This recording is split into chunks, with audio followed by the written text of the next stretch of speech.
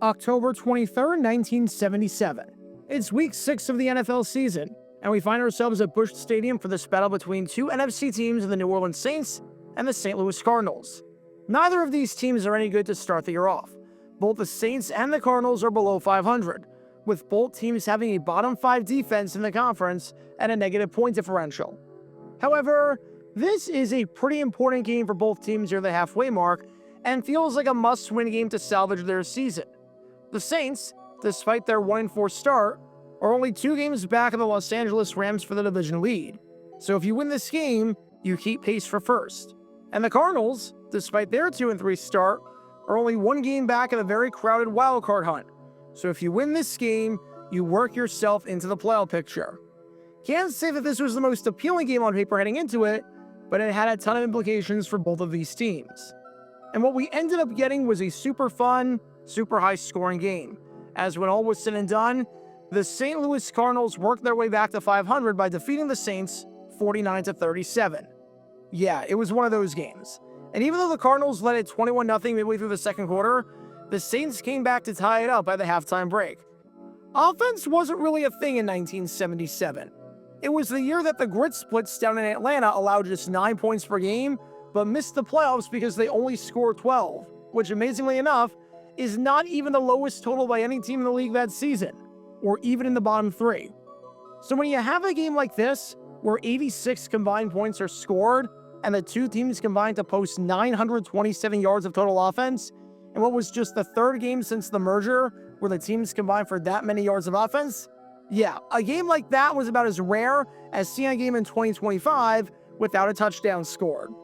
There were many players on both teams during this contest that shone offensively, from Cardinals running back Wayne Morris, who had 4 touchdowns, to Saints receiver Henry Childs, who had 2 touchdowns, to Cardinals running back Terry Metcalf, who had 140 yards from scrimmage. However, there was another player that was instrumental during this game, even if he played for the losing team, and it was this man right here, as in, the man who scored the first touchdown of the game for the Saints to help him get back into it.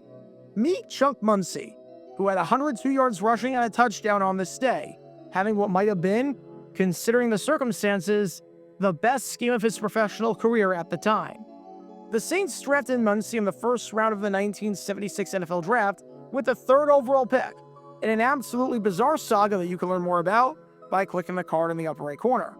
And by the time his career was done, the man had 3 Pro Bowl appearances, over 6,700 rushing yards, and 71 rushing touchdowns, including a league-high 19 during the 1981 season as a member of the San Diego Chargers.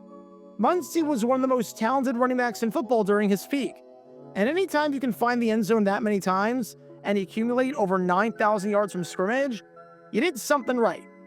Having said that, as good of a player as Muncie was, especially during that Cardinals game, he was also, shall I say it, a bit of an idiot. He had a well-documented drug problem that ended his career. Who knows how much longer he could have played if he didn't have an addiction to cocaine that plagued so many athletes throughout the 1980s, as he was out of the NFL in 1984 following a 1983 season where he finished 5th in the league with 12 rushing touchdowns. But when I say that he might have been an idiot, I'm talking about something that you probably don't know about, but deserves a deep dive today. Because prior to that 1977 game against the Cardinals, Muncie decided to do something absolutely insane that, when you hear it, I don't think it's going to come as a surprise to you that it did not work out at all. 5-year-olds saying that their dog ate their homework are smarter than this, and I do not say that lightly. Because this is the story behind what happened to Chuck Muncie before that infamous game against the Cardinals, and the story of the boy who cried wolf. Before I break it down, make sure that you hit that like button down below, subscribe, and turn on the notification bell so you don't miss a single video that we post on the channel. We post every single day about the weird and the wacky history of the NFL, and we live stream every day too, including March Madness and baseball. So if you like that sort of stuff, I would really appreciate your support as we try and grow this community even more. Thanks in advance, and with that in mind, let's talk about Bad Luck Chuck. Normally, I'd say that we need some context before talking about this part, but screw it. We're just gonna dive straight into it here because this story is that asinine. As you may have noticed when watching the game between the Cardinals and the Saints, it took place at Busch Stadium, which is in St. Louis, not New Orleans. There's roughly 700 miles between the two cities, so you're not getting the team over there by car or by train. You're going to fly out. And on Saturday, October 22nd, the day before the game, the Saints were set to fly out from New Orleans to St. Louis. This is one of those things where if it's a story, something went horribly wrong. Team flight should be uneventful affairs where everyone shows up and nothing of note happens. However, when the flight took off, there was one person not on the plane that was going to need to find his own method of transportation to St. Louis.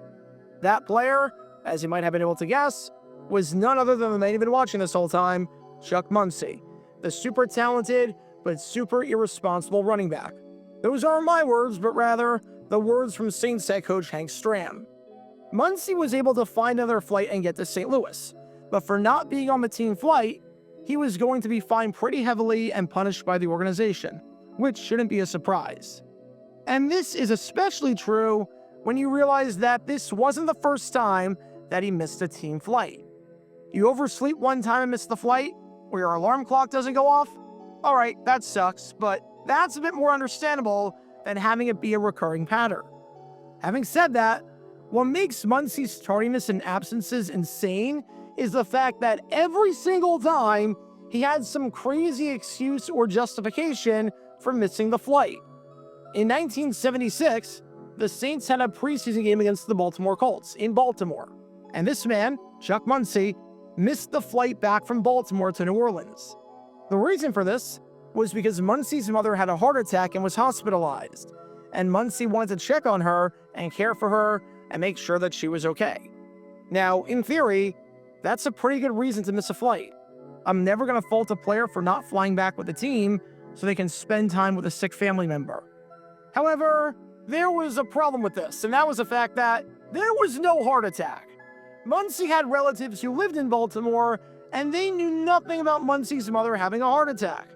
Okay, maybe mom didn't want to tell the relatives about the heart attack and wanted to keep it on the down low, which might be understandable, until you realize that a reporter checked all the hospitals in the Baltimore area to try and corroborate Muncie's story and found that, sure enough, there wasn't a single hospital that Muncie's mother checked into in August of 1976. So either Muncie's mother had a heart attack and was able to solve the issue herself somehow because she had superhuman strength and decided to keep the heart attack a little secret between her son and herself, or Muncie made the entire story up. Earlier in 1977, when the Saints played the Bears at Soldier Field in Chicago, Muncie missed the team flight from New Orleans to the Windy City. Sure enough, he had another excuse in his back pocket for missing this flight. Turns out, he couldn't go to the airport because when he woke up and went outside, his tires were slashed by racists in the neighborhood. Obviously, that sucks, and no one should have to deal with that. Except for the fact that, once again, this didn't happen. When a reporter passed by his house, sure enough, the car was intact in the driveway, with all four tires looking perfectly fine, and with no police report being filed on the matter. I think you can see where this story is going to be going with the Cardinals' flight incident and why he missed that. Because what we're dealing with here right now is the worst liar ever, to the point where it actually bordered on hilarity how bad he was at fibbing. Because when Muncie missed the flight this time, his third missed flight in the last 14 months with the team, there was a really good reason for him not to be there. Turns out, on Friday night, October 21st, while Muncie was sleeping, vandals broke into his house. His house got completely ransacked. His van, which was just the victim of a tire slashing 3 weeks before, completely flipped over. His life had just been ruined. His personal sense of security was gone. And he was so distraught after having his home broken into and destroyed by vandals that he needed to take some time to regroup. And that's why he missed the flight to St. Louis. Obviously, a horrible situation. No one deserves to have their property destroyed and their house broken into. And this time, it seemed as though Muncie was telling the truth. He had a pretty good ally with him, as he had a landlady living with him, and the landlady even filed a police report about it. And if this was true, and if this was the reason that Muncie missed the team flight, then, once again, it's a perfectly justifiable and acceptable reason. Take care of your personal business and get your house in order. And then, accompany the team later. Except, you're never gonna believe this, this wasn't even close to true. I think the number one rule of lying is that if you're going to have an alibi, make sure that the alibi is in on it. You know how to have an alibi, you just don't know how to inform the alibi. And really, that's the most important part of having an alibi, the informing. Anyone can just make up an alibi, because the landlady in this story, she didn't file a police report. In fact, the landlady wasn't even in the house when this happened, as the landlady was in the hospital recovering from surgery. So she had no idea about this whatsoever. I mean, how stupid can you be to say, my landlady saw the whole thing, and not only was the landlady in a completely different location, completely oblivious to all of this, but you didn't even inform her about this. Like, what are we doing here? You came up with this crazy lie and forgot to tell your alibi? Hey, if anyone asks, this is what happened? That's like the easiest part of the entire thing. That's like carpooling with someone to work, texting your boss that you're going to be late for work because you got into a car crash, and the person you're carpooling with arrives to work at a completely different time and has no idea about the supposed accident because you never told him. On top of that, his story fell apart quicker than a snowman in an Arizona summer. There was no police report filed, which makes sense because this never happened. The car was perfectly fine. It was in his driveway and didn't have any marks on it or slashes in the tire. It didn't look like a car that got tipped over, I can tell you that much. And none of the neighbors said that vandalism occurred, and that his house was not ransacked and broken into. So there's one of two explanations for this. Either, number one, Muncie had the equivalent of flex state back in the 1970s, and could just patch up cars and homes with no issue and with lightning speed. The burglars were mimes and acted super quietly with super strength, somehow able to turn a car over without anyone hearing it. He didn't feel comfortable filing police reports. The entire neighborhood was gone that weekend, and the landlady had some sort of memory loss and forgot that Muncie told her about what to do, all while the landlady stumbled into a hospital completely on her own accord by accident. Or number two, Muncie is lying. I don't know about you, but the evidence seems pretty overwhelming that Muncie is a big liar. How can you come up with an excuse this elaborate and this asinine, and literally every detail can be disproven? If you're going to lie, not that I encourage it, there are ways to do it. Again, I don't encourage it, but there are ways. Make certain parts of the story true. Don't involve alibis. Put in things that have happened before so it's not completely outlandish if it were to happen again.